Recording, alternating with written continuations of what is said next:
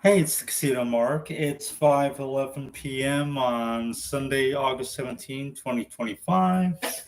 And 2 days ago, I went to see Freakier Friday. Now, I had never seen Freaky Friday before, so I watched it right before I left for the theater. I had the DVD, so I watched it, and then I went to the theater and saw the sequel. So I didn't exactly have to wait long, unlike some other people. Um, okay, so I enjoyed both movies. Okay, they were both entertaining. The second one's a bit longer. It's like an hour and 40 something minutes. The first one's like 97 minutes long. Um, Kind of the same plot. I mean, the plot of the original isn't groundbreaking. In fact, I think it's based on an earlier movie, which is based on a book, but Um, mother and daughter switch places. They can't understand each other, but they come to understand each other by living each other's lives for a day. Basic standard stuff. Um, Sequel switches things up a bit. It's like, let's see, first one's 2003, so it's 22 years later. Uh, the daughter from the first film, Lindsay Lohan, is the mom now. She's a single mom by choice. She switches places with her daughter. They can't understand each other. Her daughter just wants to surf. Um, the mom, Lindsay Lohan, and her character name is, gave up on her singing. She left her band, Pink Slip. Um, Now, the grandma, Jamie Lee Curtis, and I forget her character's name, but she switches places with um, Anne's daughter's stepsister to be because Anne fell in love with a guy that has a daughter, so they're going to get married. So those two switch places, which seems a bit random, but okay. So it's like more switching. Yeah, it's freakier. So a lot of the same stuff happens. I mean, they update stuff obviously, lines. And I enjoyed it. I enjoyed both films. And Anne gets back together with Pink Slip at least for one night. Who knows if it'll be more permanent or not? And they do the same thing like in the first film. Anne and her mother's body has to secretly play guitar off stage so her mom and Anne's body can fake it on stage. Second film, something kind of like that happens.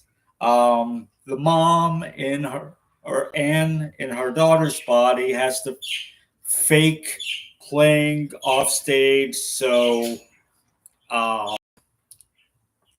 her um, daughter in her body can fake it on stage. I don't know what the cats are doing, but anyway, sometimes they cause a ruckus. But anyway, um, so it was nice to see the band members back together. I didn't recognize the guys that were on stage. The only ones I recognized from the band are the two female bandmates, and also they brought back that guy played by Chad Michael Murray that Anna was kind of into in the first film. They brought back the English teacher, and he's still giving out detentions. It's like at one point, Anne and her daughter's body is like, how are you still teaching? How are you not retired yet? But anyway, everything works out. Anne gets married. The family is seen surfing together, or not really, because they do bloopers during the closing credits and bloopers and like behind the scenes thing where like Lindsay and Jamie Lee are thanking the audience for showing up and watching them, and then there's like bloopers, outtakes, stuff like that. And we see like the family, whether they're in character or not, I'm not sure, but they all go out surfing together on the beach. Um,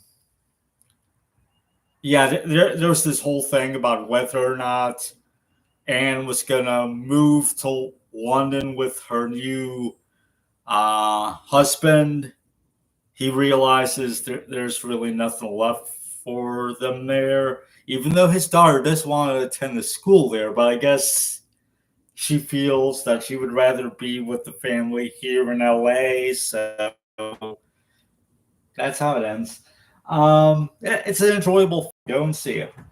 Now, after I went to Dollar Tree because it was in the same plaza, I looked through the books and I found this. It's called Immortal Longings. It's by Chloe Gong. So, apparently, an adult fantasy novel. It's got some praise on the back. Here's the author. So, author of the critically acclaimed Secret Shanghai novels, as well as the Flesh and False Gods trilogy. I haven't read any of that.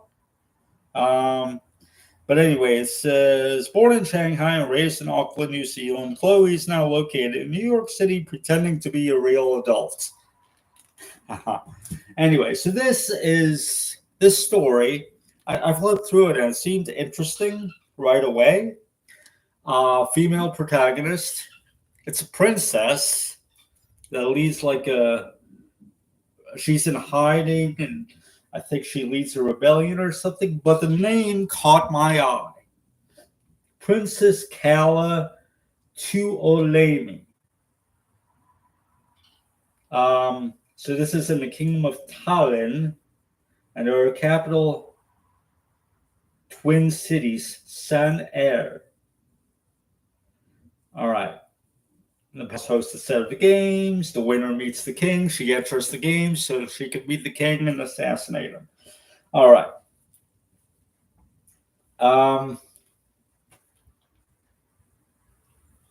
And there's an exiled aristocrat named Anton Marcusa also. King Costas Adoptison, August Shinsi. All right, so there's various characters here, but the point is she wants to kill the king. Now, I brought up her name because it's Princess Kala. Now, I am a huge fan of Disney's Adventures of the Gummy Bears. I watched it back in the day, back in the 80s. Okay? I love that show, and I rewatched it twice in more recent years, like in the 2010s. Princess Kala is actually my favorite Disney princess. She's not even considered an official Disney princess, but she is a princess on a Disney TV series. So I consider her a Disney princess. But anyway, I mean, that her voice actor is a horrible person, but let's not get into that. But anyway, I'm wondering if the author of this book is a Gummy Bears fan. Because Princess Kala, quite a coincidence if she's not named after the Gummy Bears character. But anyway, I actually got 3 of these books. They had 3 copies. I got all 3. I'm keeping one for myself to read. And the other 2 will go in my little free library. 1 now and 1 whenever the first one is taken.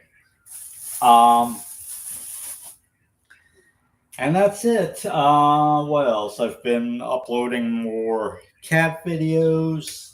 I'm going to get to work on uploading home movies. I hear thunder. I hope the power doesn't go out or anything. But yeah, that's what's been going on.